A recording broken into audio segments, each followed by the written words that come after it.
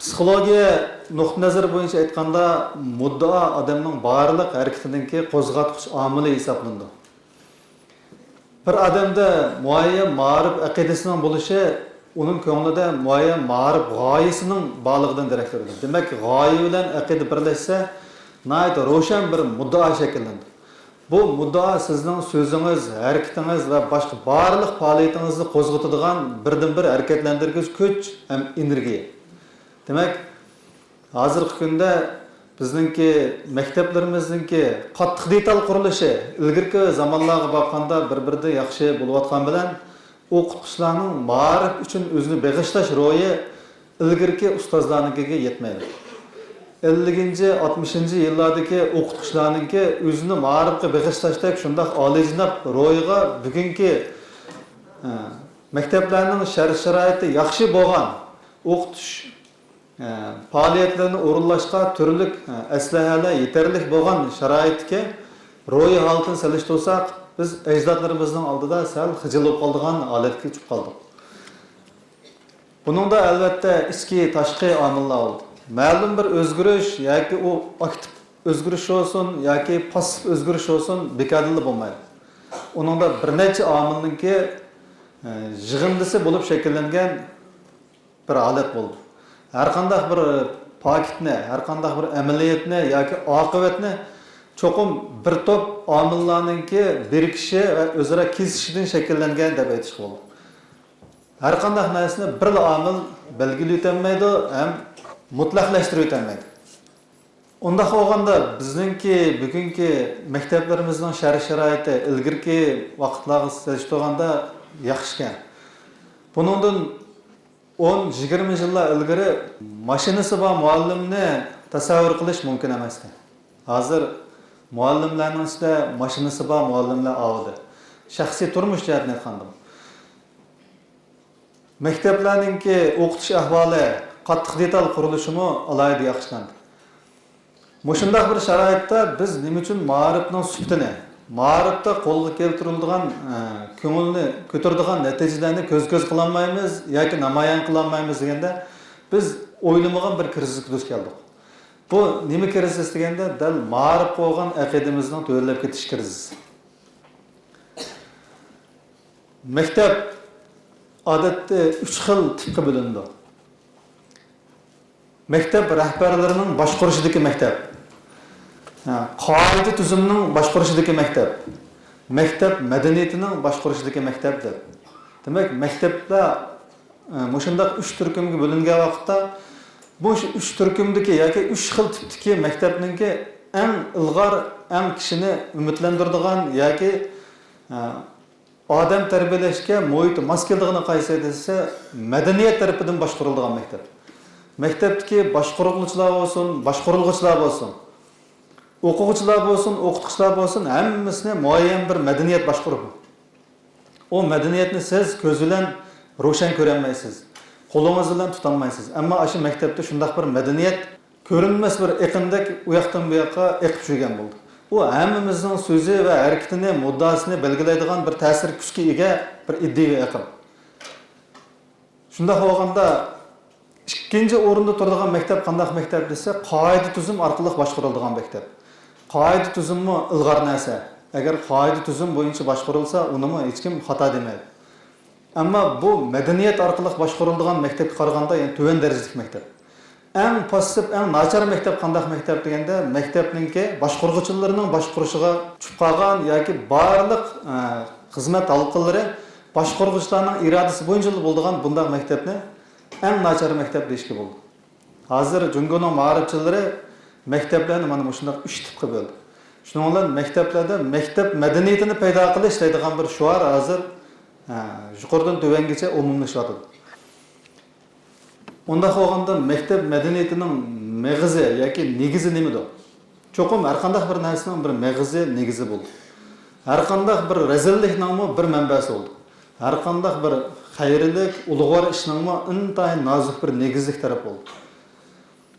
Bizningki maktab madaniyati deb cho'ng bilayotgan yoki madaniyat holatidagi yoki madaniyatning boshqarishidagi maktablar eng ilg'or tipdagi maktab bo'ladi deb ta'kidlayotgan mushu vaqtda bizning ko'z oldimizga keladigan madaniyatning ro'yi nima desa, bu madaniyatning ro'yi dal odamni asos qilish.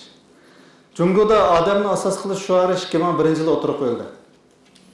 Shu vaqtda 2001-yili odamni asos qilgan jamiyat qurish shuari yoki g'oyasi o'tirib qo'yilgan vaqtda ziyolilar, mutafakkirlar nima dedi deganda, agar Jungo hukumati iqtisodiy qurilishni ching tutgandek ching tutsa, odamni asos qilgan jamiyatni 30 yilda amalga oshira oladi dedi. Demak, 2001-yilda o'tirib qo'yilgan mushu shuarninki yoki davlat qurish g'oyasining hozir yo'l o'tirib qo'yilganiga 10 yillar bo'ldi. Bir jamiyatninki odamni asos qilgan jamiyatga aylanishi shuar orqali bo'lmaydi. U barliq tarmoqlarning shu shuarni ideyaga aylantirish, ideyani harakatga aylantirish ham bu harakatni oqibatda kishini suyundiradigan bir natijaga aylantirish bilan bo'ldi. Unda olganda maktablardagi madaniyat ro'yimi dal shu odamni asos qilish ustiga qurildi. Bu qarmoqqa siz uchun yoki biz uchun ko'p deyilgan, ancha notunish bo'lmagan bir gapdek tuyuldi. Bu so'z yoki bu ideya bizga shuar sifatida tonish olgan bilan bu bir xil ideya, aqida sifatida xillan notunish. Hozir bizningki barliq mudda, barliq faoliyatimiz odamni asos qiladigan shunday bir muddaga yig'inchoqlandimi yoki emasmi degan masala kelib chiqadi. Biz baydadoq psixologiya nuqtasini aytganda muddao harakatninki kelib chiqishiga turtki bo'ladigan birdan bir energiya yoki birdan bir omildir. Bunda olganda bizning maktablarimizda odamni asos qiladigan bir ideya, aqidaga aylanib, o'quvchilarning ham maktabdagi barliq odamlarning qalbidan o'rin olsa, bu maktabninki madaniyat muhiti kishini suyundiradigan bir holat keldi. U maktabda qoida tuzum bo'lmasimi, boshqarg'uvchi bo'lmasimi, maktabdagi barliq o'qituvchilar o'zining vijdonining buyrug'i ostida o'zining aqidasining nima ekanligi, qiladigan ishining nima ekanligi, maktabga nima uchun kelganligini o'zi ichki ichidan qaynab chiqayotgan bir vijdoni orqali bijirib ketaverdi. Shunga Fransiyaningki mashhur adabiyot bo'lgan Victor Hugo o'qituvchilik vijdon ishi degan. O'qituvchilik vijdon ishi deganda har bir o'qituvchida bir vijdon bo'lsa, o'qituvchilikqa aqida bog'lagan. Bu bir energiyaga aylansa, u vaqtda bunday o'qituvchi uchun qoida tuzumningmi yoki boshqaruvchining qo'zg'itib yurishining, boshqarib yurishining faqat keragi yo'q degan. Demak, o'qituvchilik bir vijdon ishiga aylana oladimi yoki emasmi? Biz dal mush nuqtani amalga oshira olsak, andan keyin bizning maktabimiz maktab madaniyati degan mush narsani amalga oshira oldimi, oshiramadimi degan masalaga javob bera olamiz. Ilgari Safa ma'rifi yo'l qo'yilgan vaqtda Safa ma'rifi buningda 20 yillar ilgari Nayt ko'pincha maktablarda Safa ma'rifi qanday tushunilgan desa, bolalarni ancha-muncha tamoq yetaladigan mashg'ulotlar bilan shug'ullantirib qo'yish, ko'pinchisini soz usullar bilan mashg'ul qildirib qo'yish, maktabda shunday bir xil soz chaladigan, usul o'ynaydigan kurjiklarni tashkillab qo'yish, mushuni Safa ma'rifi deb tushungan. Keyin buning nayt ahmoqona bir ish ekanligini, Safa ma'rifining ro'yini egallagan, ham darslarning muddasini egallagan vaqtlarimizda buning kulkilik ish ekanligini to'lib aytdi. Hozir maktab madaniyati paydo qilish desa, yanalam nurg'un boshqaruvchi shaxslar yoki ba'zi funksiyalik tarmoqlar qanday o'ylayapti desa, yanalam maktablarga bir qog'oz gullarni, shuarlarni esib qo'yish, yozib qo'yish, yana shu nag'ma-navo, adabiyot, san'at, muzika, usul degandek narsalarga ahamiyat berishni maktab madaniyatini paydo qilganlar deb tushunyapti. O'zimlarni bir vijdonli o'qituvchiga aylantirman, maktabimni bir madaniyat ro'yiga ega maktabga aylantirman deydigan mush ideya kelsanglar, oldindan bu nima deganda odamni asos qiladigan bir ulug'vor ideyani qalbingizga tushunmak kerak. Odamni asos qilish degandan-ki misolini biz darslarda boshlangan vaqtida uqqan.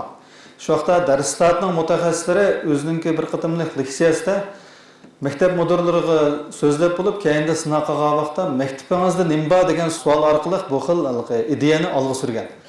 Shu vaqtda maktabingizda nima bor degan savolga nihoyat ko'pligiga o'qituvchilar xato javob bergan ham g'ayrilik his qilgan. Faqat nihoyat oz sondagi maktab mudirlari maktabda odam bor degan.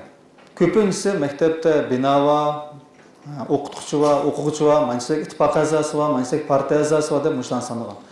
Demak, maktabda odam bor degan javobning o'zi qanday javob deganda, madaniyat ro'yiga to'yingan javob. Madaniyat degandan keyin ma'nosi shu odamni asos qilish degan. Tegi-tegini aytgan aynan narsa. Shunga hozir bizda kim bo'layotgan narsa nima deganda, ma'rif aqidasidagi bizning bo'libmi vujudimizdagi ma'rif aqidasining odamni asos qilishdan iborat mushu bir tub negizidan chetnab ketganlik. Mushu negizdan chetnab ketgachga bizning ma'rifimizda bizni endishiga soladigan nayt nurg'u ishlar ko'riladi. Bu nimalarni keltirib chiqaradi deganda, sizning ideyangizdagi, aqidangizdagi bir narsa buzilsa, nurg'u narsaga ta'sir etkazadi. Masalan, amerikalik faylasuf Xoni Rodin degandan keyin bir gapi bor. Ideyangizga diqqat qiling, u sizning so'zingizga aylanadi deydi. So'zingizga diqqat qiling, u sizningki harakatingizga aylanadi deydi. Harakatingizga diqqat qiling, u sizningki odatingizga aylanadi deydi. Odatingizga diqqat qiling, u sizning xarakteringizga aylanadi deydi. Xarakteringizga diqqat qiling, u sizning taqdiringizni belgilab qo'yadi deydi.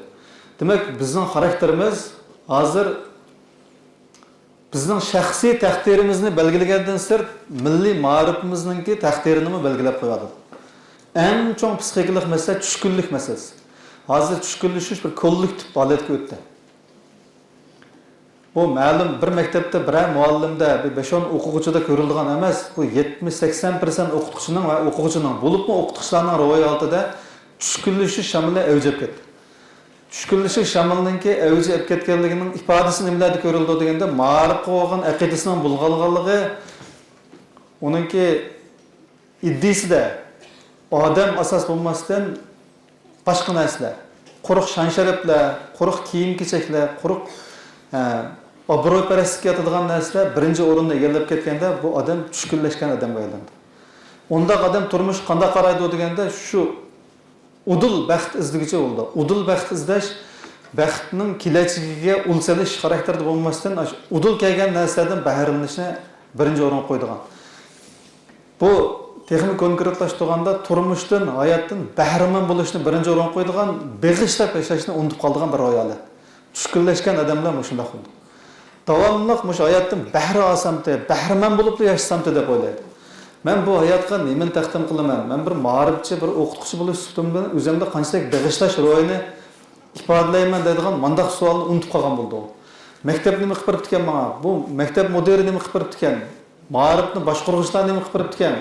Bu shumtaklar nima qilib beribdi ekan deb oxirida o'zining sinfidagi o'quvchilarga qadar qaydaydi. Onun uchun butun dunyo ish qilib berish kerak. O'zi hamma hech qilmaslik kerak. Onun aşı darsxonaga lag'aylab kirib chiqib kelganligining o'zi ajoyib cho'ng to'kpa nazarda. Demak, mush darajada tushkunlashib o'zininki ro'yi holatini bir xil mutahamlarninki yo'l to'sidan qaraqishlarning holatiga keltirib qo'ygan nurg'un ma'lumlar. Hamma yerda talabli qilgan hech kimdan rozi bo'lmagan, hech qanday organdan rozi bo'lmagan, faqat bahramand bo'lib yashashdan iborat birlig'idan iste'mol saranligiga giribdor bo'lgan. Hozirgi jamiyatda bozor egiligining bizning vujudimizda paydo qilgan eng chong illatlarining birisi iste'mol saranligida ko'rildi yoki iste'mol talviligida ko'rildi. Bu iste'mol talviligi degan bu ixtisoshunoslikka nihoyat muhim bir atalg'i bu. Shunday muhim kasbiy tarmoqlarning odamlari o'zaro nimada solishtirildi desa, masalan, biz oldindan ma'rifchilarni nazarga olaylik. Uyg'urlarningki Şinjan'da Uyg'urlar hamda avtonomiya huquqini yurgizayotgan millat. Uning ustiga nupusi 10 milliondan oshirgan millat. Nihoyat cho'ng millat qatoriga kirdi. Şinjan'dagi umum nupusining 40% egallaydi. Uyg'urlarningki tayinadigan, o'zininki milliy arzu istaklarini amalga oshiradigan, o'zininki milliy sapasiga, kishilik sapasiga ul soladigan eng cho'ng qurilishni amalga oshiradiganlar kimlar desa o'qituvchilar. Bizda uningdan boshqa biz tayinadigan kuch yo'q. Uyg'urlarningki o'zining milliy sapasini amalga oshiradigan, milliy orzularini amalga oshiradigan mushundaq bir ulug'vor qurilishdagi tayinishga tegishlik eng zo'r kuch mush o'qituvchilarga tayinildi. Bizning o'qituvchilardan boshqa dehqonlarmi bu masalani hal qila olmaydi. Boshqa tarmoqdagilar buni hal qila olmaydi. Savdogarlar hal qila olmaydi.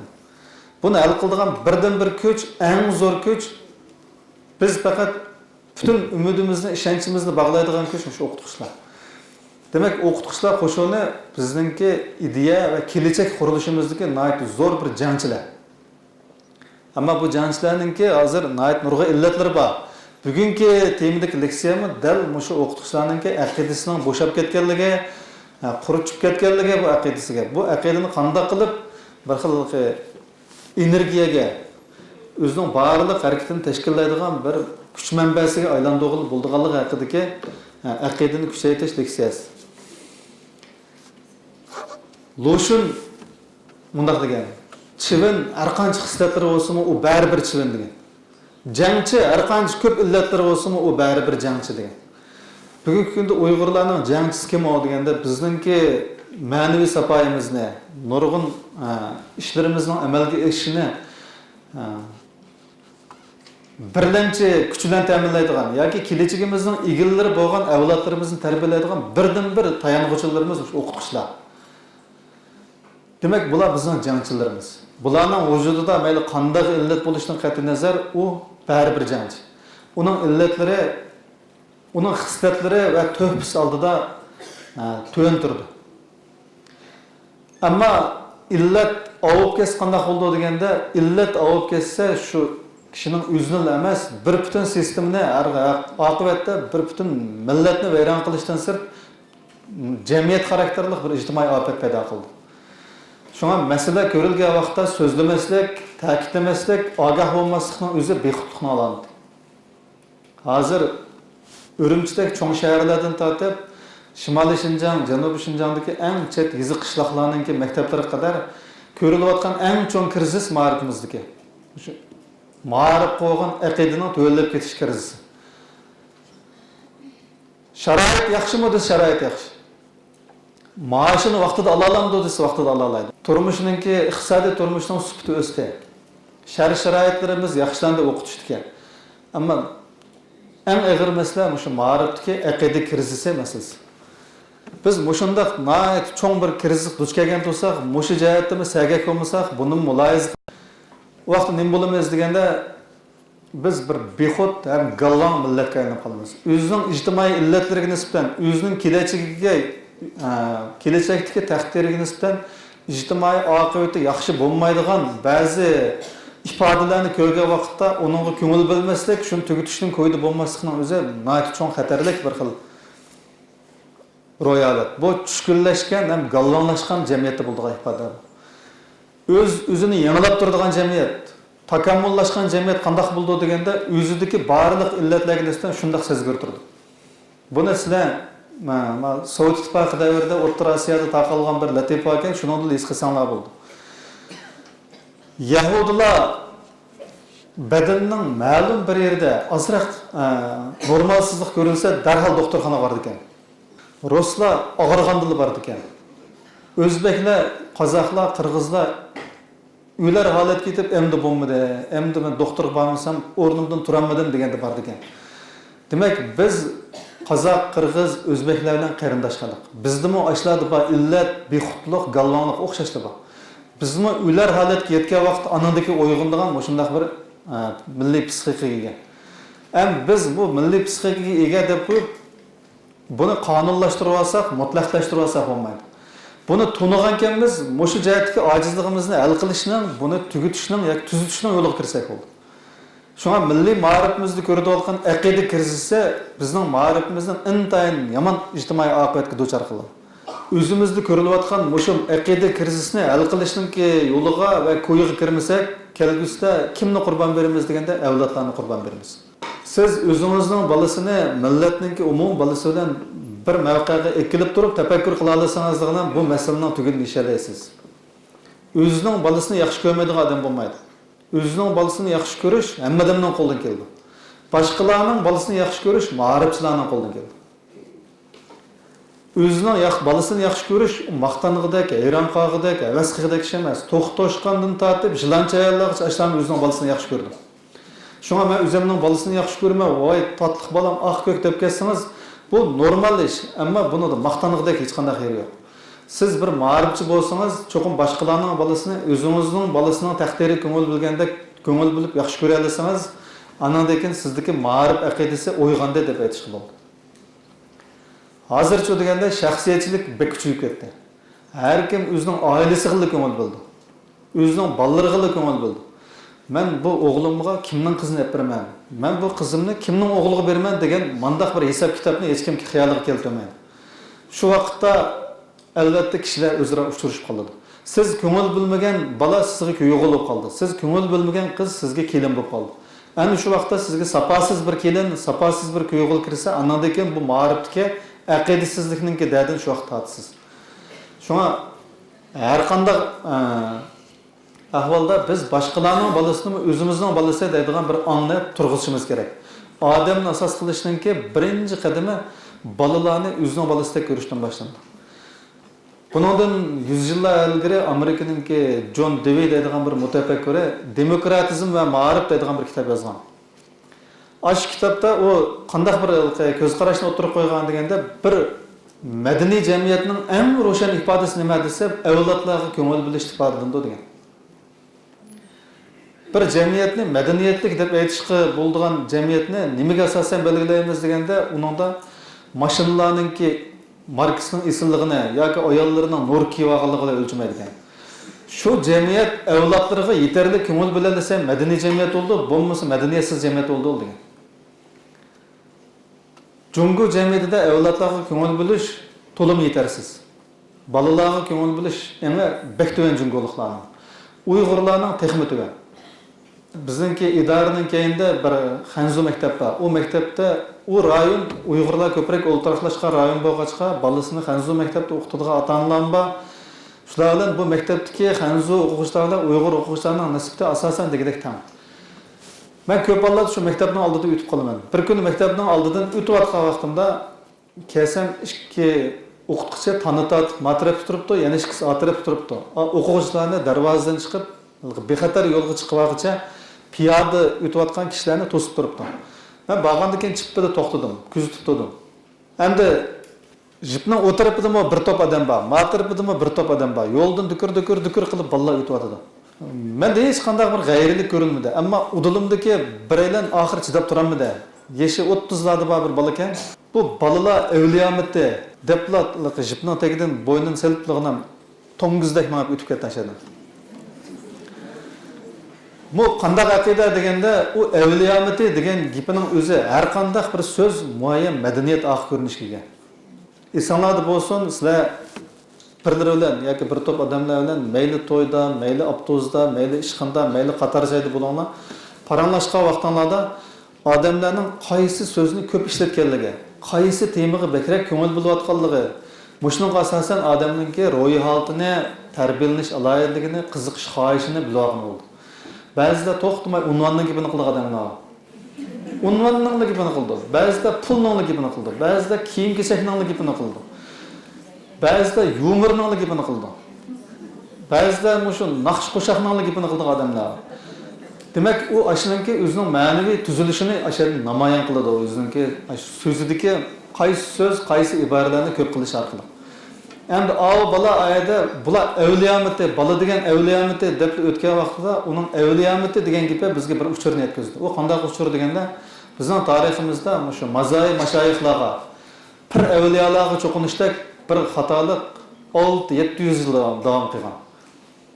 Sayyidiya xalqini gumron qilgan aqidimi dal shu. Uningdan keyin aqtog'liq xo'jalar, qaratog'liq xo'jalar degan bu xo'jalarning ko'rishimi shu avliyo murshidlarningki, xo'ja insholarningki ko'rish. Sizningki jamiyatingizga mushundaq bir xato ideya 5-600 yillab hukmronlik qilsa, sizning so'z iboralaringiz ashunday narsa kirgitadi. Shunga bolaning o'zi hozir bir ishonni, bir pirni, bir avliyoni ko'rib boqqani yo'q. Ammo uning qinida, u cho'ng'ogan muhitda ham ota-onasidan kelgan ashunday bir udum bor. U nima deganda avliyoni cho'ng bilish, so'pi ishonlarni cho'ng bilish. Shunga bolalarni faqat cho'ng bilgisi yo'q uning. Bular avliyomit deydi. Bu uningki nadonligimi yoki ilg'orligimi deganda tipik nadonlik. Biz boya John Deweyning gapini dedik. Balalarga ko'ngil bildigan jamiyat, madaniy jamiyat, madaniylikning eng zo'r ifodasi ana shudir. Unda qolganda biz dal mana mushu nuqtani bizning ma'rif aqidamizni to'g'rilaydigan birdan-bir ko'rsatkich yoki bo'sh ag'zi deb tanlashimiz kerak. Bizningki o'qituvchilarimizda hozirlashga tegishli ma'rif aqidasining birinchi qadami Mening balam xalqning balasi o'xshashda mening balam deydi. Yoki o'zining balasini yaxshi ko'radigan odam hammadan o'rtaq xususiyat edi-ku. Hammadan o'zining balasini yaxshi ko'radi. Ammo boshqalarning balasini yaxshi ko'rish bu ma'rifchining xislati edi. Shunga bir ma'rifchiga aylanish undan oson ish emas. Odatda bizningki hozir o'qituvchilar qo'shini bek zo'r qo'shin, bek keng qo'shin. Bu qo'shin deganda 200 mingdan ortiq Uyg'ur o'qituvchi bor Shinjongda, mening bilishimcha.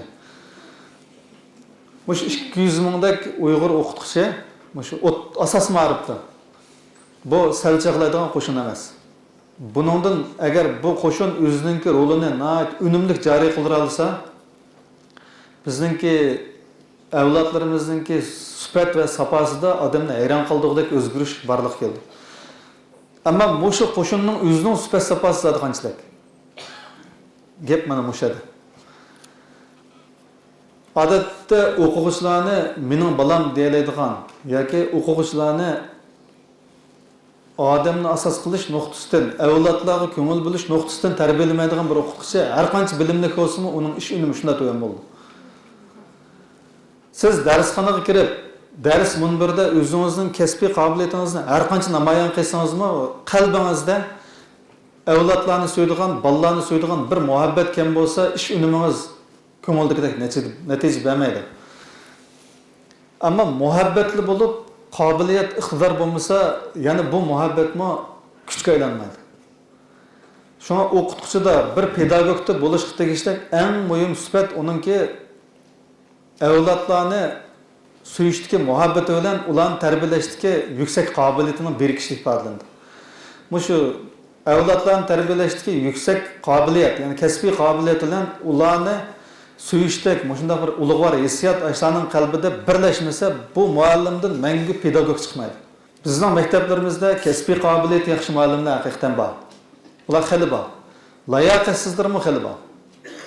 Ammo bizni eng afsuslantirdig'ini avlodlarni suyish jihatidagi o'zini beg'ishlash xarakterli muallimlarningki intayin kamchilligi. Bundaq muallimlarni biz 10% atrofidan tasavvur qila olmaymiz. Butkul Shinjongninki Abnum rayonimizning milliy ma'rifida, shu Uyg'ur ma'rifida. O'zini beg'ishlash ro'yidagi avlodlarni suyish tipidagi mushundaq muallimlar 10% chiqamdi desa, uningga ishonch bilan bir nima degan bo'lmaydi. Chunki Abnum rayonining har qaysi tarmoqlaridagi, har qaysi joylardagi o'qituvchilar bilan biz ko'p paranglashib turamiz. Ular bilan paranglashgan vaqtda ularning qiziqishi, so'z iboralari, harakati, havaslari bular bizni nurg'un uchurlar bilan ta'minlaydi. Mush uchurlardan biz nimaga erishamiz deganda ularningki ma'rif aqidasining allburun mo'gdab qolganligini his qila olamiz. Uxlab qolgan ma'rif aqidasi. Ular ma'lum kasbiy qobiliyatga ega bo'lgan bilan o'qitishga nisbatan muayyan qiziqarli bo'lgan bilan pedagoglarga xos bir xil sifat safodan xililjiroq. Biz bir nuqtani eslab qo'yishimiz kerak.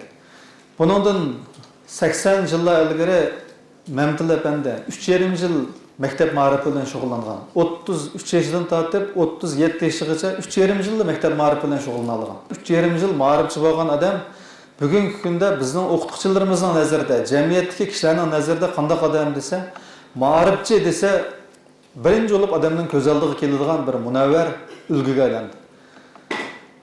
O Uyg'ur yangi ma'rif harakatining bir mashiliga aylandi. O odamdagi umumiy xislat nimadir? O'sha odamdagi umumiy bilim, masalan, kasbiy qobiliyatdagi umumiy bilim shu qadar yuqorimida. Hozirgi bizning o'qituvchilarimizda o'sha Mamtil apandida bor bilim qurilmasi yo'qmi deganda mumkin emas. Mamtil apandi necha qatli o'tadigan bilim qurilmasiga ega o'qituvchilar bizningki ma'rif sohamizda bor.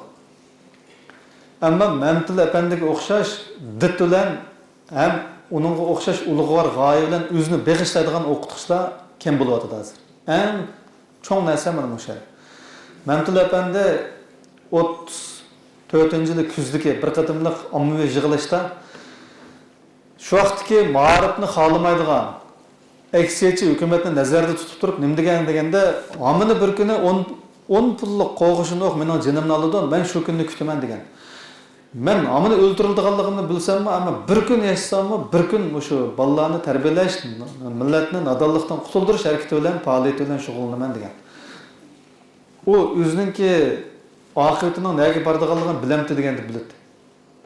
U shundoq bilib turib, nima uchun o'zini o't qo'radi deganda ma'rif aqidasi degan shunday narsa. Endi bu Mamtil apandan haqiqatan 3,5 yildan keyin maktab hayotini ma'rifchilik bilan shug'ullanib 3,5 yildan keyin aksiyatchi hukumat o't ko'ydirib o'ltiradi. Endi hozir bizning muallimlarimiz ma'rifga o'zini bag'ishlasa o'ltirilamdi yoki maydasi gul taqiladi. Albatta uning unvoni o'sidi, maydasiga gul taqiladi. Uning obro'y inoat oshidi, tashviqot faoliyatlarida uning ish izlari tashviq qilindi. Demak, davr o'zgardi. Ma'rifchilar bo'lgan sharoitmi o'zgardi. Hayotingizni xavf kuchirtiradigan emas, sizning obrazingizni, nom sharifingizni ko'taradigan mushundaq muhit shakllandi. Bu jamiyat davr o'zgargan turliq biz nima uchun o'zimiz mushundaq bir xil yaxshi imkoniyat ostida o'zimizningki qalbidagi nayt ulug'vor orzularimizni amalga oshirishga jonimizning boricha fidokorlik ko'rsatmaymiz. Demak, bizning ma'rif aqidamizning suslab ketganligini mushundan ko'rib olgan bo'ldi. Bizning ma'rif aqidamiz haqiqatan suslab ketdi. Har kimda o'zini bag'ishlaydigan bir ruh bo'lsa, bahramand bo'lishni emas, bag'ishlashni istaydigan bir ruh bo'lsa, u vaqtda bizning ma'rifimizning hayotiy kuchi kishini suyundiradigan, ma'rifimizning sufati kishilarni hayron qoldiradigan bir yuksalishga yetgan bo'ladi. Hozir dal biz mushu jihatda kishini endişeге saldıgan bir milliy krizisga duch keldik. O'qituvchilar maktabning darvozasidan lag'aylab kirib chiqib shu usulda o'qituvchi bo'lavermaydi. Darsxonaga chiqib, bolalarni muayyan dars o'tib qo'yib, bir soatni to'shqasindan o'qituvchi bo'lavermaydi. O'qituvchilar odatda bek muntazam bo'lmagan ko'z qarash yoki prinsip bo'yicha qanchaga bo'lindi deganda bizningki nazarimizda faqat 2 xilga bo'lindi. Biri o'qituvchilik kasbini jambaqishninki vositasiga yoki qurolga aylantirib olgan fursatparast jambaqt o'qituvchilar. Bular qanday o'qituvchilar deganda maoshchi tipidagi o'qituvchilar.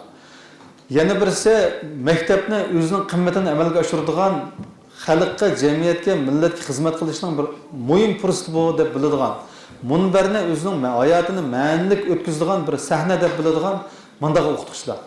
Bular haqiqiy ma'rifchi tipidagi o'qituvchilar. Shunga maktabningki darvozasidan kirganlarning hammasini biz o'qituvchi demaymiz.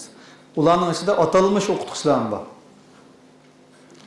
Shunga siz ma'rifchi tipidagi o'qituvchimi yoki maoshchi tipidagi o'qituvchimi, buni har bir o'qituvchi o'ziga savol qo'yib, o'zining amaliyati va ro'yi tuzilishi, ya'ni ma'naviy tuzilishi bo'yicha o'ziga bir diagnoz qo'yib chiqib tegishli. Har qanday bir o'zgarish, har qanday bir yangilash odamning o'zini o'zgartirishdan va o'zini yangilashdan boshlanadi. Hozir bizning muallimlarimizda o'zini yangilash, o'zini o'zgartirish xarakterlik urinish nayt kamchil. Hamma narsani boshqalardan kutadi yoki o'zini boshqalarningki o'lcham bo'yicha o'lchaydi. Siz bir muallim degan mandaq bo'lish kerak desangiz, men unchalar kuchab nima qiladim, boshqalar qanday bo'lsa, men shu deydi. Demak, o'zingizningki qadr-qimmatini boshqalarningki tarozisida o'lchaydigan bu xil holat nimadan darak berdi deganda, bo'shanlikdan darak berdi. Tushkunlikdan darak berdi. Odam al-qatori yurishga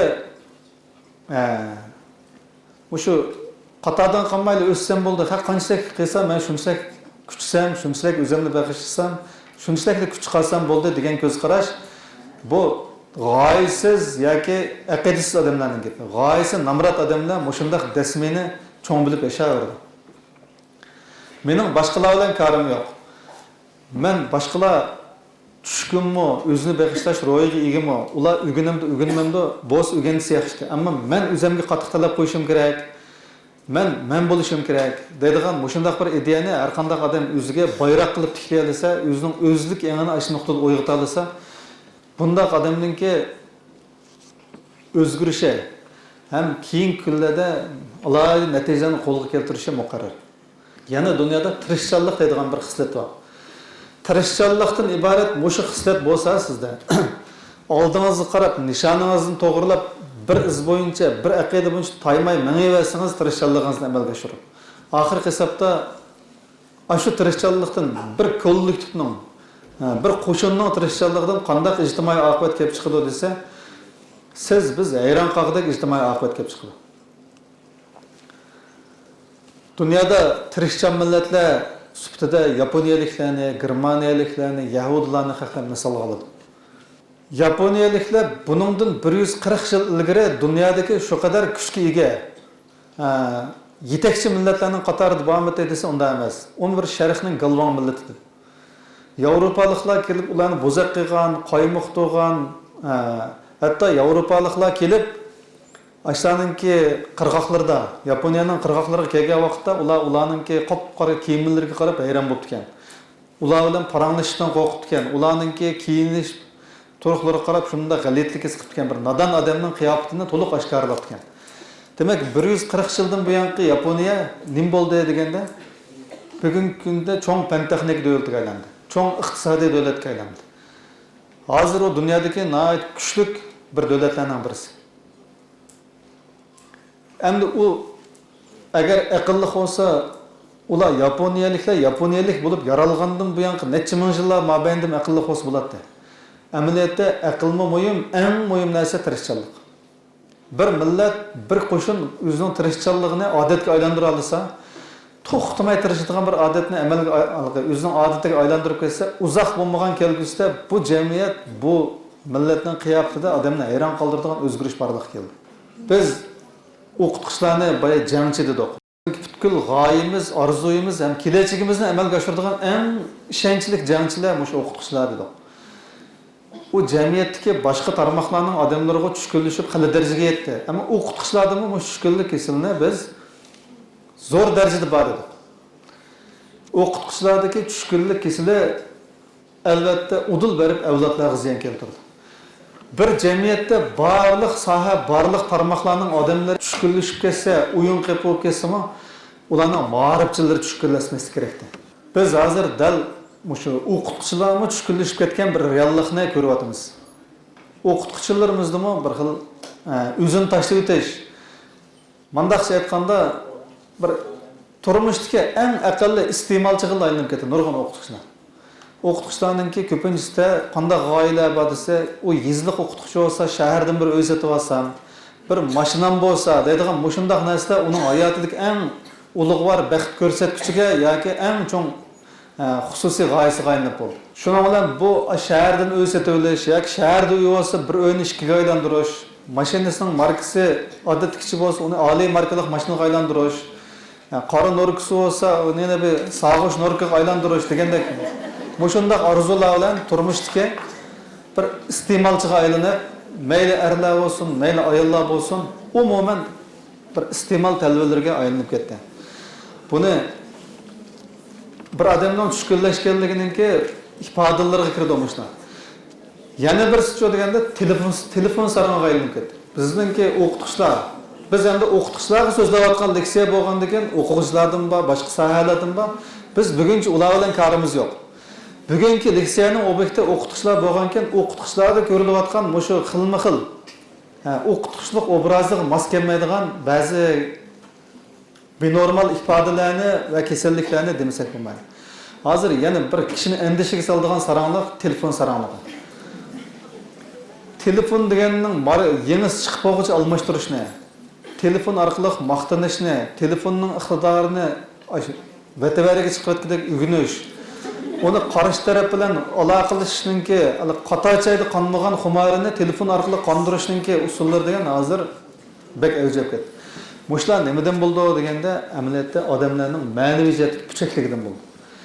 Ro'yi dunyoda qup-quruq bo'lgandan keyin ashini qanday qilganda ma'naviy dunyoga ozroq bo'lsin tasalli va xushallik topaman deb, xushallik topqidek boshqa manbani topolmay telefon sarangligi orqali xushallik topayotgan gap. Onun bir yumor, bunun bir surat, bunun bir uçur yollab qo'yib, mush orqali o'zining ma'naviy jihatdagi ocharchiligini hal qilish qo'rindi. Ma'rifchilar uchun aytganda ma'naviy jihatdagi qaychilik kislik giribtor bo'lish degan bir qo'rqinchli ish bu. O'qituvchilar degan boshqalarni tarbiyalaydigan, o'zida muayyan g'oyasi bor, bilim qurilmasi bor, intayin sog'lom bo'lgan havaslari bor, shunday odam bo'lish kerak. Bu o'qituvchilarda hozir sog'lom havas emas, sog'lom bo'lmagan havaslar bularning vujudini qoplab ketdi. Mushunda vujudini sog'lom bo'lmagan havaslar qaynab qoplab ketgan o'qituvchiga biz o'zimizning bolalarini hammamizning bolasi o'zimiz uchun ham yurak parimiz. Aşındaq özünüz yaxşı ko'rgan dunyodagi eng qimmatli bolangizni bir o'yin qilib, aşındaq iste'mol sarang'i, telefon sarang'i bir muallimga avatib berishga qanday ko'nglingiz unaydi. Ammo uni avatib bermay qanday qilasiz? Cho'qim avatib berasiz. Chunki uningdan boshqa tanlashimiz yo'q bizning, boshqa maktabimiz yo'q. Shunga biz bolalarimizni yanına aşındaq ma'rifatga, supatsiz o'qituvchilarning qo'liga berishga majbur bo'lyapmiz. Shuni bilib turib, uni bilsangizmi, bilmasangizmi bermay amalingiz yo'q hozir. Şuna biz bu gaplarni nima ish qilamiz deganda o'qituvchilarningki ma'naviy tuzilmasida muayyan bir o'zgarish, uyg'unish, sagash degandek narsalarni shakllantira olsak, avlodlarimizning kelajagiga nisbatan foydalikmiki degan orzuda qilyapmiz. O'qituvchilarni tanqidlash hargizmi ularningki ziddiga tegish, ularni cho'kirish muddasiga narsa emas. Bu bir ulug'vor arzuni ko'ngliga tutgan odamlarningki kelajak haqidagi andisi kuchaygan vaqtda bo'ladigan ro'yxat.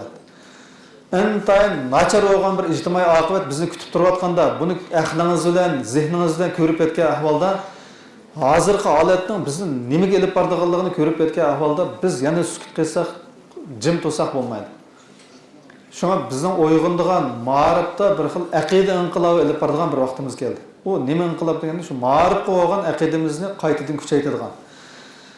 Ben köpeğler leksiya so'zlasam, o'qituvchilar bilan paranglashib qolsam, oxirisida savol javob qilamiz yoki leksiya tugagandan keyin ba'zida mening bir savolim bor deb talog'i chiqimni so'raydi. Birinchi bo'lib so'raydigan savoli nima desa, siz qo'shtilliq ma'rif qanday qaraysiz? Qarasangiz bu bizning muallimlar mush ona tiliga nisbatan shunday muhabbati bordek, shunday suydigandek, ona til desa jinni berdigandek ko'rindi. Amaliyot rasmo desa men ishonmayman. Unda emas. Sizning o qo'shtilliq ma'rif qanday qaraysiz deb so'rab qo'yganligingiz sizningki ona tilga nisbatan nayt sezgur muomala qilayotganligingizdan darak bermaydi. Bu yerda undaq savol deganlarning keyinida qanday ro'yi holat borligini biz bilamiz uni. To'la tekshirib, to'la paranglashib o'qib qo'ygan. Amaliyotda shu o'qituvchininki o'zini yoki mo'shada o'tiribsizlar bir zal o'qituvchilar, mo'shadagi o'qituvchilarning bir savol orqaliqligidan sizlarningki ona til aqidanglarning qanchlikligini ko'rib olgan bo'ladigan bir amaliyotni isbotlab beramiz. Ona til bizningki gazetlarimiz, radio televizorlarimiz, jurnallarimiz va kitoblarimiz orqali jamiyat ishlagan narsa u. Hozir bizda bir necha nashriyat bor. Bejondan bor, Urumchidan bor, Qashqardan bor. Har qaysi joylarda nurg'un kitob, jurnallar bor. Turli sohalar bo'yicha, mayli fan texnikaga oid, mayli adabiyot san'atga oid, mayli madaniyatga, mayli ma'rifga oid. Shanxuo kitobxonalari Abdum rayonimizning hamma yerida bor. Hozir o'qituvchilarningki o'ttirchi maoshini 3 ming yuan deb faraz qilsak, bir o'qituvchi bir yilda 35 ming yuandan 40 ming yuangacha maosh oladi. Odatda bir normal musulmon 40 yuan puli olsa bir ko'yni zakatga berar ekan. Siz bir milliy o'qituvchi bo'lish sifatingizdan 40 ming yuandan keyin 1000 yuanligiga kitob ola oldingiz bir yilda. Masalan, ona tilingizni shunday yaxshi ko'rdi ekansiz. Sizning ona tilingizni men dedim, shu matbuotlar orqali jamiyatlashtirdi deb. Siz bir jurnalga mushtari bo'lmasangiz, bir kitobni sotib olmasangiz, bir gazetni o'qimasangiz, oxiri borib o gazetni o'qiydigan, o kitobni ko'radigan mushtari qolmasa, o nashriyatning faoliyati to'xtaydi, o gazetning ovozi o'chadi, o radio televizorlarmi yepilib qoladi. Chunki uni ko'radigan odam bo'lmagandan keyin o tildagi funksiya to'xtaydi. Demak, shuni rivojlantirib turadigan kim o deganda bizning iste'molimiz, bizning shuningga ehtiyojimiz. Partiyaga a'zo bo'lgan odammi shu partiyaning hurmati va hayot uchun muayyan darajada partiya badal pul to'laydi. Siz bir millatning a'zosi bo'lgan ekansiz, uning ustiga bir millatning munavvar qatlam bo'lgan ziyolilar qo'shinining odam bo'lgan ekansiz, o'zingizning ona tili uchun bir yilda 1000 yuan xarjlab qo'ysangiz, mushuning o'zi shunda eg'irishmi? Acaba savol so'rangiz, qo'shtilliq ma'rif tilida tushsiz, tilimiz qanday bo'lib ketadi deb so'rab qo'ysizda. Buning qarasa ona tilga bo'lgan muhabbati, mas'uliyati bek uyg'ongandek his qilindi. Amaliyati turmush amaliyati shu deganda onun aqidasi konkretlashmagan.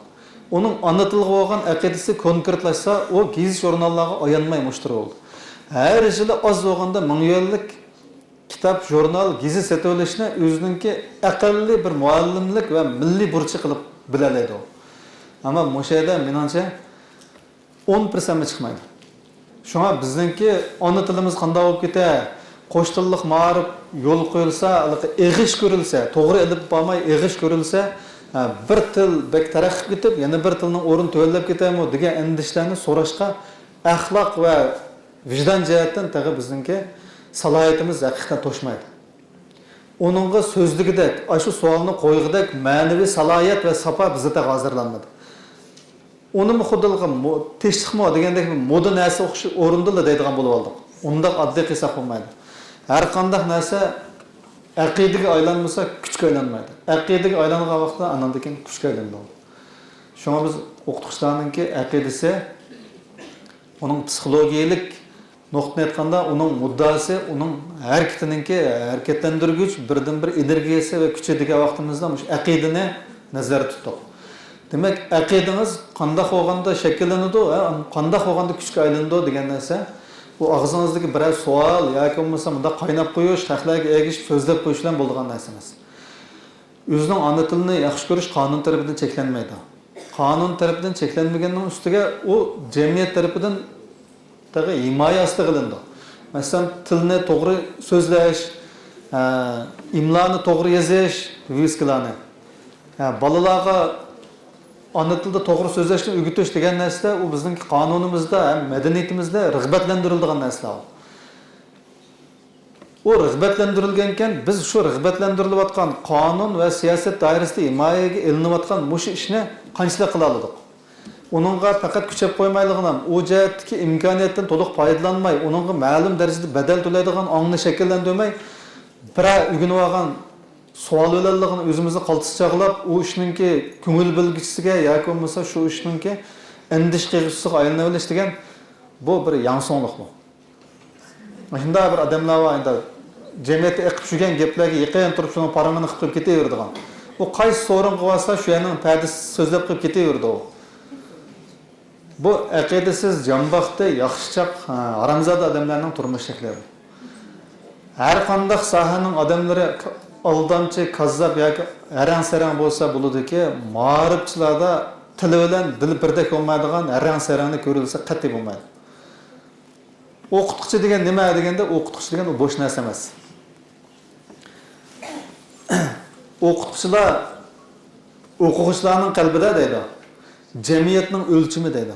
O'quvchilar qanday o'ylaydi ekan desa, butkul jamiyatning o'lchimi, ashuni o'lchaydigan o'lcham o'qituvchim deydi ekan. O'qituvchi orqali jamiyatga nazar soldi ekan. İnsanlarning ulgusi deb qaraydi ekan. Axloq jihatdagi ma'bud deb qaraydi ekan. Demak, biz avlodlarning nazarida kim o deganda jamiyatning o'lchimi ekanmiz. İnsoniyatning ulgusi ekanmiz. Ham axloq jihatdagi ma'bud ekanmiz. Bizning avlodlarimiz o'qituvchilarni ashunda ko'rdi ekan. Ular xato ko'ryapti deganda xato emas, haqiqatan ashunda ko'rdi. Ularningki sodda ham sabiy qalbi o'qituvchilarga nisbatan o'qituvchim hammani biladi, o'qituvchim eng to'g'ri gap qiladi, to'g'ri ish qiladi. Uning hamma narsasi menga ulgu bo'la oladi deb qaraydi. O'zininki o'qituvchisini jamiyatning o'lchimi deb qarash, axloqning ma'budisi deb qarash, yoki bo'lmasa insoniyatning ulgusi deb qarash, bu bizga berilgan mukofotmi yoki jazomi?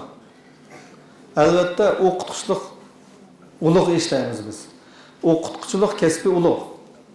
Ammo har bir o'qituvchining o'zining ulug' bo'lishini atayin.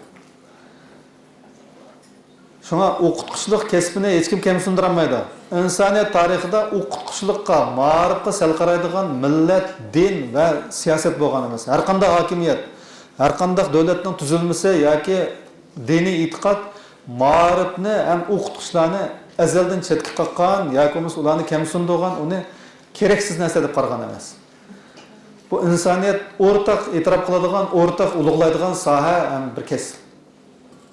Shunga o'qituvchilikni biz ulug'var kasbmi deganda hech qanday shubha aralashtirmagan ahvolda o'qituvchilar haqiqatan o'qituvchilik ulug' kasb deymiz. Ammo har bir o'qituvchi ulug'mi deganda uning kelganda notayin deymiz. Her bir konkret o'qituvchining ulug' yoki ulug' bo'lmasligi, yaramliq yoki yaramsiz bo'lishi bu ayrim masala. Şu an biz endi o'quvchilarningki o'zining o'qituvchisini jamiyatning o'lchami, axloqning ma'budisi yoki insoniyatning ulgusi deb qaraydigan mushundaq bir xil go'zal ko'z qarashini umidsizlantirmasligimiz kerak. Uni kim umidsizlantirdi desa, shu o'qituvchilar o'zininki o'quvchilarning qalbidagi obrazi xilof bo'lgan so'z, harakatlar orqali qilgan ümidsizlendirip koydu. Balalarını ümidsizlendirip koyuş, balalar kılıngan en zor ziyankeşlik. Biz evlatlarga köngül bölüş degan gapni onda xata tushunmaylik. Evlatlarga köngül bölüş, balangizni chiroyli hesab to'y-to'ykunga olib berish, tuqqanlaringizni uyga olib borib, balamning kiyim yarishibdimi, buni Shanxayda kelgandim, Turkiyaga sayohatga chiqqanda kelgandim deb balangizning kiyim-kechigini maqtab qo'yish, turuqini qo'nchoqdek hesab qo'yib, shundan suyunish evlatlarga köngül bölganlik emas bu. Evlatlarga köngül bölüşdeki en negizlik mesele onun qandaq adam bo'lishini köngül bölüş. Onun ma'naviyatiga köngül bölüş deb adam. Hozircha deganda ota-onalar xuddi telefon o'ynagandek bizda. Ashinada xo'shallik topgandek bolasini qo'nchoq o'rinda ko'rib xo'shallik topadi. Uni mu xalqlarga maqtandigan, xalqlarning orasida quruq obro' izlaydigan bir desmoyga aylantirib olgan. Ma'u bala men tarbiyalaydigan obyekt emas, buni do'stlarimga ko'rgazma qilib, ashlarning oldida uning bolasi mening bolam egizrak, uning ta pakaroq cho'ng'ilyotdi deb aşındaq çakını maqtanışının, bəsxorluqның desmayisiga aylandırıb algan. Demek ata-onalarning nazarida yanıla balalarning o'rni haqiqiy tag'i shakllanmadi degan gap. Ular balasiga ko'ngil bo'lish emas, balasini o'zining ma'naviy puchakliklarini hal qiladigan, o'zining ma'naviy jihatdagi ocharchiligini, qaychiligini hal qiladigan bir desmoyga aylantirib qoldi. Shunga tushkunlashgan odamningki har qanday ishi muqamga tushmaydi. O nimeli iş qilsa bir tetqiqsiz, bir g'alita, g'ayri narsa bo'lib chiqadi. Shunga biz boshqa sohalarnikini to'ldirib ketdim, yana nazardan saqit qilib o'taylik, nim bo'pto'sin, boshqa sohaning odamlarining sifat safasi. Mush o'qituvchilarning sifat safasini qo'ldan bermaslikka, buningga sal qaramaslikka pek ko'ngil bo'lmasak bo'lmaydi. Mushuni qo'ldan bersak, eng oxirgi bazi qo'ldan ketadi. O'qituvchilar o'zining o'qituvchilik aqidasini sustlashtirib qo'ysa, düşmanını ko'rmay taslim bo'lgan bir lamzalli armiyaga o'xshab qoldi. Shunga o dars munbirini, darsxonani avlodlarga tarbiya beradigan bu so'rinni ilgirki zamonlarda kishilar urush qilib, o'lib, ne jafolarni chekib aram qo'lga keltirgan. Ash Mamtil apandilar o'ldi. Maktab ochganligi uchun o'ldi. Ular boshqa bir eski ish qilib o'lmadi. Abduqodir Damollonmi shu yangi maktablarni ochganligi uchun zarba yedi, ham oxirsida o'ldirildi. Demek bu yeniçi mekteplerine ders munbirini qo'lga keltirish unda oson narsa emas. Bugungi kunda bu hammalar ders munbirininki bir xo'jayinlarga aylantirgan.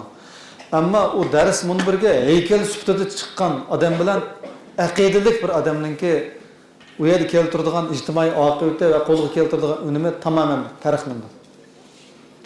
Shunga biz bir heykal sifatidagi o'qituvchi o'qimasligimiz kerak. Bir ma'rifchi sifatidagi o'zini beg'ishlash tipidagi bir ma'rifchiga yoki o'qituvchiga aylanish bizning kelajakka solgan eng cho'ng qurilish xarakterli to'pimiz qoldi. Buni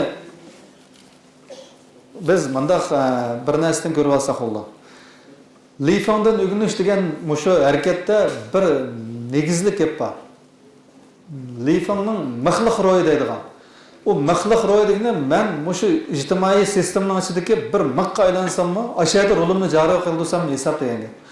Onda qolganda bu gapning vaqti o'tdimi deganda, vaqt o'tmadi, bu bir qimmatli gap. Uni kim deyishdan qat'iy nazar, o gapning o'zi intayin cho'ng haqiqatni yakunlagan.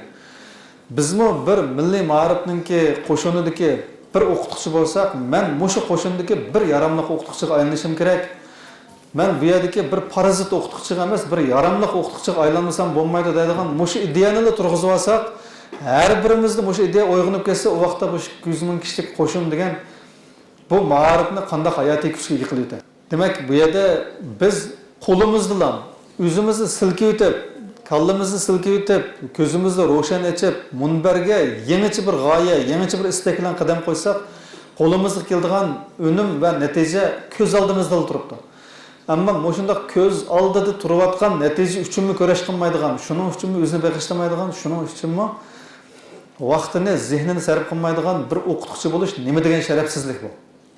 odamlarla odamlarninki natija jihatdagi farqi nima ifodalandi desa, kechdagi vaqtni nimaga sarf qilganliklar ifodalandi debdi. Buni nihoyat ko'pligi olimlar degan. Einstein dedim o, yana boshqalar dedim, to'g'ri ismim yo'q. Mushu gapni deguvchilarninki hali ko'p ekanligini ham buni himoya qiluvchilarning ko'p ekanligini bilaman. Hamma o'zimni mushu gapni bek himoya qilaman. Siz har kuni kechdagi 3-4 soat vaqtingizni nimaga sarf qilasiz? Uyg'unishga sarf qilamsiz yoki o'yin tomoshagami yoki qo'riq parang'imi yoki ma'nisiz suhbatgami? Hozir Uyg'ur jamiyatida bir qo'riq parang jamiyati oldu. Kot tugamaydi bu gaplar. Bu gaplar ro'y holati sog'lom, g'oylik bir odam agar ashundoq bir so'ringa chiqib qolsa, u turmaga kirib jazolangandek bo'lib ketadi. Masalan, men o'zimni ashuna his qilaman. Mush ma'nisiz so'rin, ma'nisiz faoliyatlarga qatnashsam, ashayda bo'linayotgan gap so'zlar, isrof bo'layotgan vaqtga qarab, birisining men jazolayotganligidek bir xil hissiyotda o'ltiraman. Ammo u yerdagi odamlarning xo'shalligi ham u xil faoliyatlarni takror davomlashtirish qizg'inligiga qarab aqlim hayron qoldi. Buni biz nimalardan ko'rib olamiz desa, Uyg'ur jamiyati hozir bir nazarchiroq to'y-to'kin jamiyati bo'ldi. To'y-to'kin deganning ko'pligi restoranlarda qaynaydiganligi buningki. Ham restoranlarda mushundaqligi ma'nisiz uchrashishlarning bo'lib turishlari, boshlang'ich maktabdagi saboqdoshlarning uchrashishi, o'rta maktabdagi saboqdoshlarning uchrashishi, oliy maktabdagi saboqdoshlarning uchrashishi, kasbdoshlar uchrashishi, yana bir xizmatdoshlar uchrashishi deb mushundaq bir xil turli faoliyat so'rinlarni qilib oldi. Maqsad nima deganda berib quruq yeb ichishdan bu yer. Hech qanday ma'naviy bir manzilga yetgan narsani ko'rmaymiz. Tuzuk bir nima yo'q. Faqat ancha-muncha bor desa, mehribon onasi yoqiga kirib oldi ekan ular. Voy, mushundaq buni biz mundal o'tkazamdi, buning ancha-muncha bir pul chiqarib, bir mehribon ota, mehribon dada deganga o'xshash qilib bu yerga yetimchilarga, og'riqsizlarga yordam qilmamdiq deb. Qarasa bular haqiqatan saxovatchimi, qalbi yelinjamdi degan unda emas. Bularning faqat nozi, bu bir xil noz kerashmisi. Buni da hech qanday oliyjanob harakat emas bu. Bu bir top chakana odamlarningki yana bir xil g'ayri shaklda o'zini pardozlashidan boshqa narsa emas. U o'zini beg'ishlaydigan odam, yaxshilik qiladigan odam uchun aytganda ma'lum so'rin qilishning zaruriyati yo'q. Bizda o'ng qo'ling qilgan yaxshilikni so'l qo'ling o'qimasin deydigan darajada. Uning ustiga u yaxshilik deganni ma'lum vaqtda, ma'lum odamlar bilan uchrashib qilaman deydigan narsa emas. Yaxshilik degan aytganda uyingizdan birinchi qadamni olgan vaqtingizdan boshlab bilan uchirgan yerda siz qilib mansangiz bo'laveradigan narsa. U sizning odatingizga aylanib ketsa, uni siz yaxshilik deb o'ylamaysiz. Men cho'qim qilishga tegishli ish bu deb o'ylaysiz. Bunda o'ylash sizning odatingizga aylanganda nima bo'ladi deganda, sizlarga men bir misol orqali shuning kasallik ro'y holatimi yoki sog'lom ro'y holatimi deganni deb beray. Bizning qatorchilarimizdagi ma'lum qilinayotgan yaxshilikning hammasi kasallikning ifodasi. U ko'z-ko'z qilish harakati. Siz bir avtobusga chiqsangiz, bir odamlar bor. Avtobusga chiqqan qarichurrak bir ayollarni yoki boylarni ko'rsa, yugurib berib o'rnini o'rnatadi. Shunda jiddalashib o'rnini bergicha. Xuddi u jahonning yerimini berib aytgandek. Amaliyot qanday hissiyat qilgan desa, qarasangiz yaxshi hissiyat, ammo u ma'naviyati mukammal odamning ifodasi emas. Bir kasal bichora odamning ifodasi. Kichikkin yaxshilikni unda qilib hayajonli qilib ketgan emas. Sizning tabiatingizga, harakatingizga aylansa, har yaxshilikni o'zingiz sezmayli qila olasiz. Uningdan hech qancha o'zingiz faxrlanishmas qilmaysiz. Bizda bir odam kichikkin yaxshilikni qilib qo'ysa, uni boshqalarga ko'z-ko'z qilish shakli orqali qiladigan eski odat umumlashib qolgan. Bizningki bir yaqin og'aynimiz Yaponiyaga bir yig'in munosabati bilan chiqibdi. Bu o'zi maktab yuzi ko'rmagan narsa. Maktab yuzi ko'rdi deganda 3-sinfdan chiqib ketgan. Bu shunday deydim. Men mush kichik vaqtimda Yapon qaroqchilari, Yapon alvastilari deb kinodan davomli shuni ko'ratdim deydi. Bu dunyoda odamning eskisi mush yaponliklar bo'lsa kerak deb shu vaqt o'ylaydim. Men shuncha yil anglagan mush ta'sirini bu da Yaponiyaga chiqqan vaqtimdagi ikki ish yo'q qilib o'tdi deydi. O nima deganda biz bir top odamlar chiqqan deydi, Hanzu Uyg'ur bo'lib Jungodan. Chiqqan vaqtimizda biraylan bir narsani birey tashlabdi-da, og'izdan bir shokoladdak bir narsani. Buni tashlaganda bir yaponlik kelib, yanchiqdan bir pokiz qo'l yog'liqni olib, oshni olib borib tashlab o'tib balaq axlatchiligiga o'tib ketadi deydi. U bizga uni ko'z-ko'zmi qilmadi, bundaq qilmadi deb tanbehim bermadi deydi. Ammo o'zining xuddi u ishni o'zi qilib qo'ygandek, shuni qilib o'tishi oshining vazifasidek shundaq tabiiy qildi deydi. Bizga qarab qo'ymadi deydi. Ammo biz uni ko'rib qoldik ko'zimizning quyruqida deydi.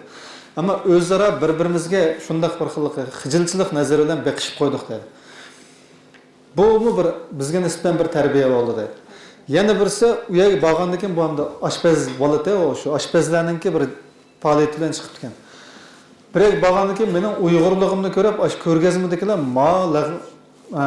tomoq biz ramen deymiz, bu sizlarningki kusan degan yerdan kelgan. Bizning ajdodlarimiz 100 yilning oldigacha bu ximiy jug'og'ida kuch yo'q deydi yaponlarning. Mush yapon ayollarining ximiy jug'og'ida kuch yo'q deydi. Bu lag'man deganda bek jug'omi kuchimiz bo'lmaydigan, shuni onalarimiz buni 1000 yil putida jug'urib kelgan debdi. Putida desep ayndaq chiqatgan mao 1000 yil 100 yildan buyon biz yaponliklar oziq qurilmamizni yangiladik, qonni yangiladik, shunday qilib bizning hozir kuchimiz bor bo'ldi, bo'yimiz o'sdi. Hozir buni ham kuchmi ketmaydi, mashinadillan qilamiz. Ammo buning ismi ramen, bu sizlarning tomoqinglar deb mushun dedi deydi. Buningdan men mandaq narsaga erishdim deydi. Nurg'un odamlar yolg'onli so'zlaydi deydi. Bir narsangizni el olibmi yolg'on so'zlaydi deydi. Bu men bilmaydigan bir narsamizni 1000 yilni oldi ekan. Biz uqmaydi ekanmiz deydi. Bu sening deganiga qarab bu nima degan samimiylik, nima degan rostchilik deb bu yapon alvostilari, yapon qaroqchilari degan haliq kallamdagi narsa birga uchib ketdi deydi. Biz buni o'zimizningki ko'z qarashi bo'yicha mandaq tatbiqlaymiz. Bir jamiyatda ma'lum bir shaxsning harakati bir millatningki ma'naviy qiyofatiga ta'sir ko'rsatadigan, millatning obraziga ta'sir ko'rsatadigan narsa bo'lib shakllandi u. Shaklvozlik to'lsiz deganda, rost gap qilsangizmi, ma'lum yaxshi harakat qilsangizmi, bu harakatni, bu rostchilik, men bir rost gap qilib qo'yay degan vaqtingiz sizning shaklvoz ekanligingizni bildiradi. Ma'lum yaxshi harakatni qilish orqali uni ko'z-ko'z qilib qilganligingizmi sizning shaklvozligingizni bildiradi. Tabiatingiz yaxshi emas. Tabiatingizda undaq uzul kesil bir mukammallik, oliyjanob bir mukammallik yoki sog'lom bir psixika hukmron o'rinda emas. Agar sog'lom bir psixika, mukammal oliyjanob bir hissiyot bizning vujudimizni egallasa, bizning barliq harakatimiz ashning qo'mondonligi ostida bo'ldi.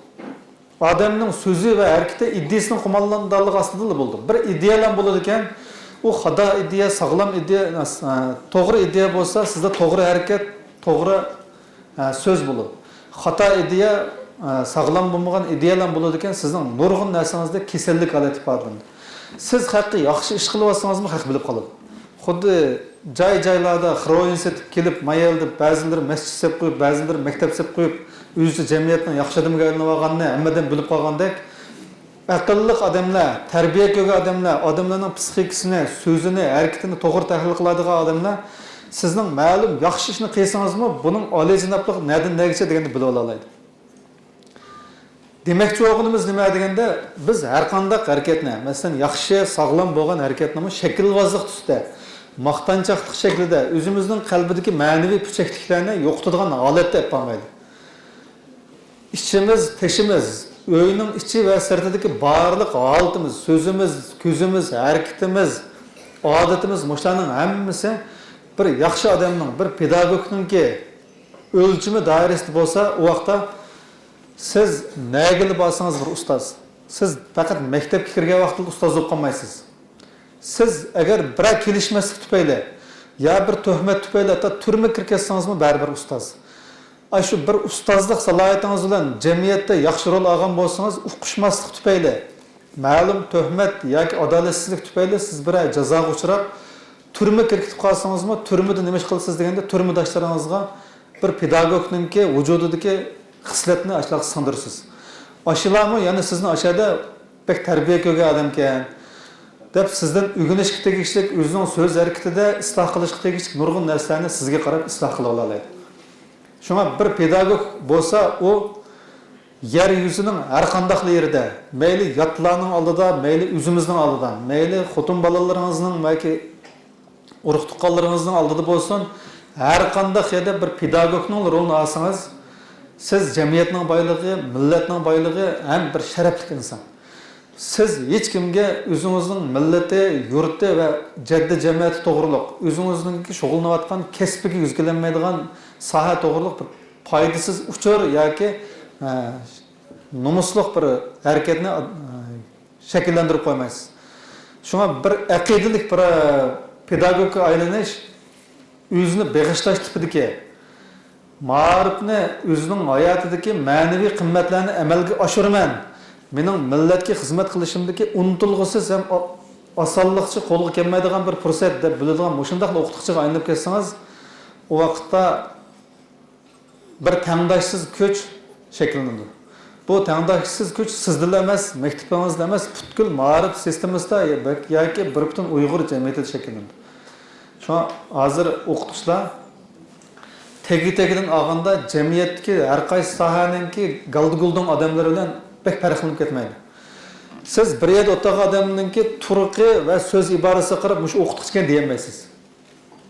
O kenishkisini chiqarsa o'qituvchigan deyishingiz mumkin. Ko'pincha ahvollarda ilgirki vaqtlar qandaqda deganda o'qituvchining kiyinishdan tortib o'zini tutishlari, boshqalarning so'z harakatlariga qarata bildirayotgan ifodasiga qarablar bu muallim nima degan ko'z qarash keladi. Hozircha deganda bir muallim o'zini men muallim demagicha uning muallimligini bilgili olmaydigan darajada bo'lib ketdi. Demak, jamiyatga xilma-xil sohaninki odamlar bilan o'xshashli bir narsaga aylanib ketdi.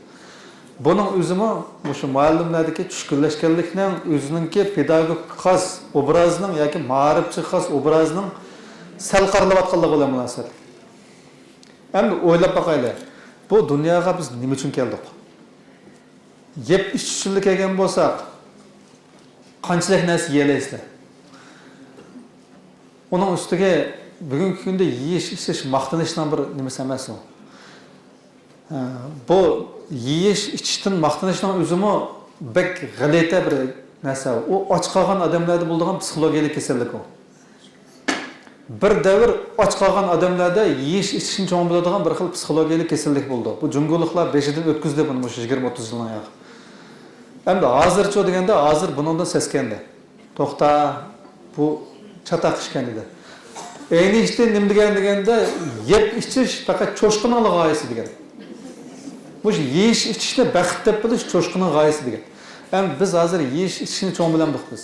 Uning ustiga siz biz yeyotgan narsalar nimadir? Masalan, restoranda biz yeyotgan narsalar bizga 3 jihatdan ziyon soladi. Birinchi salomatlik jihatdan ziyon soladi. O qochqishlarning juyilishi, ximiyalik dezinfeksiya suyuqliklarininki bir taraf qilinishi yetarli emas, o'lchamga yetmaydi. U yerga kelayotgan materialning manbasimi jahondagi eng arzon narsa ekildi. Uni o'sha restoranning xo'jayinlari ekildi. Bozordagi eng arzon narsalarni ekilib, anandan uni chiroyli qilib chiqarib qo'ydi. Demak, bu arzon narsa shu yemeklik axlatdan boshqa narsa emas. Axlat yemeklik ximiyalik zahar suyuqliklar. Bular bizning millatimizningki badan sifatini nacharlashtiradi. Shuni to'p qo'shadi. Siz mayli qaysi doktorxonaga bormang, Uyg'urlarning eng ko'p sonda egallaydiganligini bilasiz. Yeshoyanga borsangizmi shu, ikkinchi doktorxonaga borsangizmi shu. Demak, salomatligimizning dushmani bo'layotdi. Ikkinchidan vaqtimizning dushmani bo'layotdi. Hayotda eng qimmatli narsa bir odam uchun qanday vaqt. Vaqtin ketdi, baxtin ketdi deydi. Bizning hozir har haftasi o'tkazilayotgan to'y-to'ykunlarning jiqligida har bir o'qituvchining vaqtini shanba-yakshanbadagi go'zal vaqtini to'y-to'ykunlar olib 4 soatdan 5 soatdan og'in tursa, bu nima degan cho'ng ziyon bu. Men Qutatqibilik degan kitobninki necha soatda o'qisa tugaydiganligini uqmaydi ekanman. Erpan shirkati uni day qilib chiqiribdi, 17,5 soatda tugadi deganda, deb qoldim. Nimishqa deganda o'zim shuncha jiq kitob o'qisammi, ashundaroq bir tomliqdagi kitobning necha soat tugaydiganligini bilmaydi ekanman. 17 soat degan qanchalik vaqt u? Sizning 2 haftalik to'yib ketgan vaqtingiz. Demak, siz 2 haftada 4 oqshomdilligini kuchsangiz, 4 soatda o'tsangiz, Qutatqibilikdek bir kitobni o'qib bo'ldi ekansiz.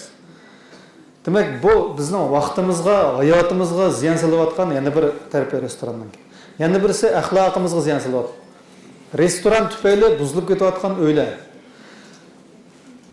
Besxo'rlikqa, kiyinish va tornish jihatdagi besxo'rlik keslik giribtor bo'layotgan ayollar u yerda Yenidan yeni Türk'üm dostlarını tepip atkan içermen erler. Bu içermen erler qanday qildi desa, o'ziga o'xshash aroq kechdan birini tepib oladi. Ha, ma ag'inimizni ko'tardik ekan juma deb, kelar qatim qarasangiz, bu tanishmaydiganlar ag'iniga aylanib, bala qaraqni atrofida yurgan. Demak, tushkunlashgan odamlarningki ulfat tepishiga bir fursat bo'ladi. Demak, to'y-to'ykunlar bizning o tushkunlashgan bir eringiz tushkunlashsa yoki ayolingiz tushkunlashsa, birisi kiyim-kechak saram olib ketsa, birisi yemak-ichmak, aroq sharobdan saram olib ketsa, balığı unutilsin, xotinlik, mehr muhabbatmi bir yer baradi.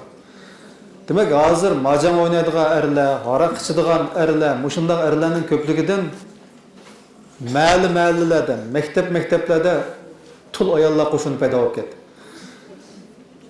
Bularning hammasi bir millatningki tushkunlashganligining ifodasi bo'lmay nima bu? Bu bekadillar biroz apsini o'qib keltirib qo'ygan narsa emas. Bizning restoran madaniyatimizningkimi to'pisi bor shunday. Hammani bu restoranga atqil olmasimi, restoran madaniyati bizga ham salomatlik jihatdan, ham vaqt jihatdan, ham axloq jihatdan. Axloqli bir axloqli bir ayolning uyi odatda buzilmaydi.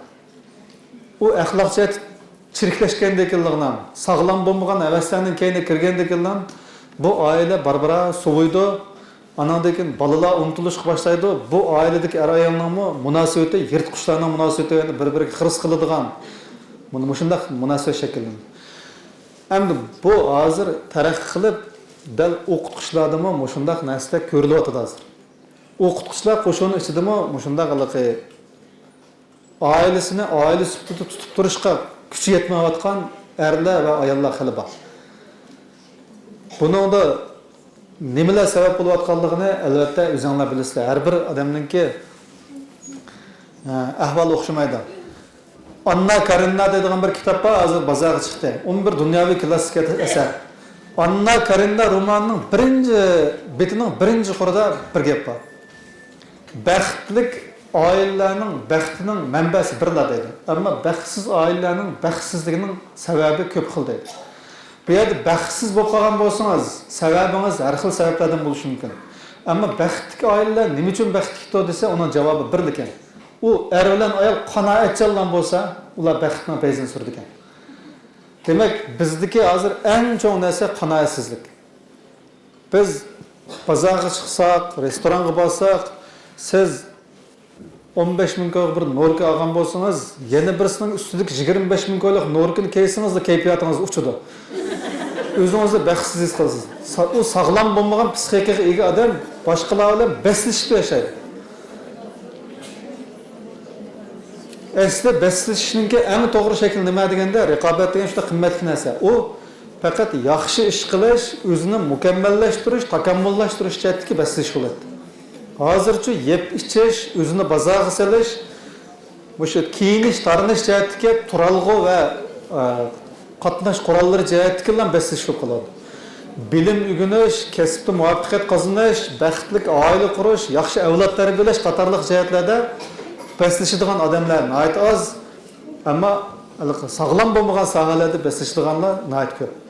Demak, mushu xil sog'lom bo'lmagan xohish yoki qiziqish o'qituvchilar qo'shiniga yamrab kirgachga o'qituvchilardami majruh oilalar ko'payib ketdi.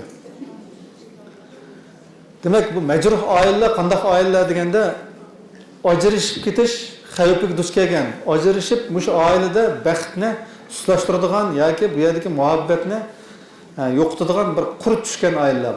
Bugungi leksiyani hamda mushu ikki so'zga yig'inchoqlashib bo'ldi. Biri o'qitish faoliyatini odamni asos qilgan, barliq o'quvchilarni odam deb qaraydigan, men bu odamga ko'ngil bo'lyapman, odam tarbiyalayapman deydigan ideyani yetakchi qilgan asos deb berish. Hargizmi sho'janga, sho'jiga yaxshi ko'rinaman, gul taqayman, oni qilaman, mani qilaman deydigan manda binormal havas sifatida emas, oldimdagisi odam. Men bu odamlarga yolg'on gap qilsam, bo'la keta muomala qilsam, oldab dars o'tsam bo'lmaydi deydigan mushundaq bir xil pok aqida bilan muomala qila olsanglar, ham jamiyatga nisbatan, mayli maktab, mayli jamiyat, mayli oilaga nisbatan bahramand bo'lishni maqsad qilmay, beg'ishlashni maqsad qilsanglar, kelgusida bizning ma'riflarning qo'shini cho'qim bir sifatli, safoli qo'shinga aylandi. Bu Bizning mushu jihatlikilg'inam aqidamiz to'g'rilanib ketsa, bizning yetakchi programmalarimiz to'g'rilanib ketgan bo'ladi. O vaqtda bizning uchraydigan kashalimiz ham oqibat pushaymon qiladigan ishlarimiz nihoyat oz ko'riladi. Shunga bugun sizlarningki leksiyani anglab berganlarga rahmat. Hammalarga tashakkur etaman.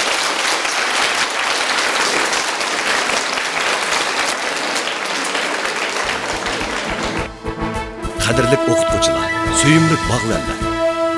Yuqorida Yalqin Ro'za Efendi o'qituvchilarimizda ko'rilayotgan ideya aqida krizisi ustida jiddiy tanqid yurgizdi. Ham o'tkir fikrlarni o'rtaga qo'ydi. Balkim bir qism o'qituvchilar bu nutqda o'qituvchilarni rag'batlantirish asos qilinmay, tanqidlash asos qilindimi nima? O'qituvchilarga baklab qo'yish muvofiqmi? Ularmi odammi? Ularmi boshqa sohalardagi kishilardek o'zini qo'yib etib erkin ozod yashashga haqliqmi degandek o'yladi bo'lishi mumkin. Qadrli o'qituvchilar, milliy ma'rifimizning parvishkori bo'lgan suyimli bog'larlar. Səminlarda bolsunki, xalqimizning kelajagini gül qiladigan yoki kul qiladigan avlodlarning taqdiri sizlarning ilkinglarda. Alohida mas'uliyatni ustiga olgan odamlarda alohida ong bo'lish kerak. Hayotda bahramand bo'lib yashash yo'lini tutgan odamlar bilan beg'ishlab yashash yo'lini tutgan odamlarning qimmati o'xshash bo'lmaydi. Yalqin Ro'za o'qituvchilarimizda alohida ong bo'lish to'g'riliq ilgari so'zlagan bir nutqida mundaq degan: O'qituvchi bo'ldingiz, balada qoldingiz. O'qituvchi bo'lgan kishi yasinish, tarinish, yurish, turish, so'z, harakat, o'g'inish va xizmat qatorliq barliq ishlarda o'zining o'qituvchilik obraziga foydali yo'lni tutish kerak. Bir ig'iz so'z bilan aytganda, beg'ishlab yashash ularning oliy mezoniga aylanish kerak. Alohida mas'uliyatni ustiga olgan odamlarda alohida ong bo'lish lozim.